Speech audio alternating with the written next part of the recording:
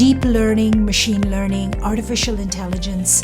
These are our tools that help us sift and sort through this data to extract exactly what we want out of it. The way we think about it in the context of our company is just having a mechanism that can be very, very smart about allocating the incremental development dollar. The impact of that sort of approach, as that you've seen played out in things like Google search results or recommendations about who to friend on Facebook, if you think about that in the context of an actual sort of real-world aid deployment, whether it's where we should point the incremental humanitarian dollar or where the food crisis might be next week rather than where it is right now, I think that can have a really, really dramatic impact in the real world.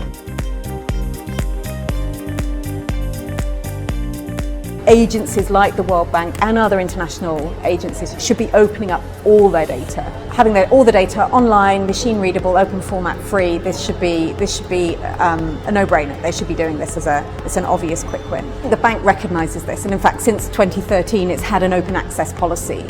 I think what there has been in the past at the World Bank, just as we've seen in the case of national statistics offices at the country level, there's been an underinvestment in data. So to be able to open up the World Bank's database, they need to go and negotiate agreements with each country, and they need to, in many cases, pay for that data. But that's an investment that they should be making. Kenyan government has been actually one of the few African countries with a strong national commitment to open data portals. But one thing is to have an open data policy and a portal. The other is to populate it with data and with that people can easily have access to and use. There is the political commitment, but it's really lack of coordination in being able to get those data and the enforcement of those policies. If you want to get to the bottom of it, especially in Africa, I think we need to spend a little more. We get to involve more people in it. They feel included in the process. They understand what the process means, that this is going to help you in terms of development.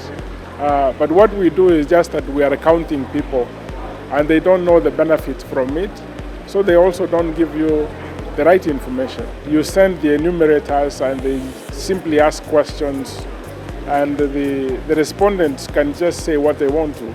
Just drawing on sustainable development goals, just picking one example. The first indicator in Goal 5, Sure. eliminating all forms of discrimination. We do not know how to measure it yet. Okay. We're starting from scratch. Women's representation in local governments. We also do not know how to measure that. Gender responsive budgeting. How much is spent on projects that are addressing gender equality? It's a very basic question.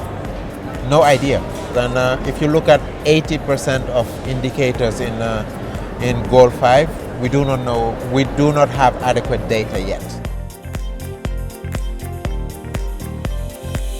When people are involved in the generation of data, the production of data themselves, when they're driving forward that agenda themselves, they're really invested in it. So they're more likely to use that data in their advocacy and to draw on that data and information when they demand accountability. So that's a really exciting opportunity. What we really want to do with a data shift though is ensure that smaller organisations that maybe don't have a lot of resources do have the opportunity to build their capacity around citizen generated data, to build their capacity around technology so that they can make sure that they can take advantage of the data revolution. Fundamentally, every data point is about a human being, and it's about the lived realities that they have. And I just love the power that comes from taking data and putting it in the hands of a teenage girl that advocates for her own rights.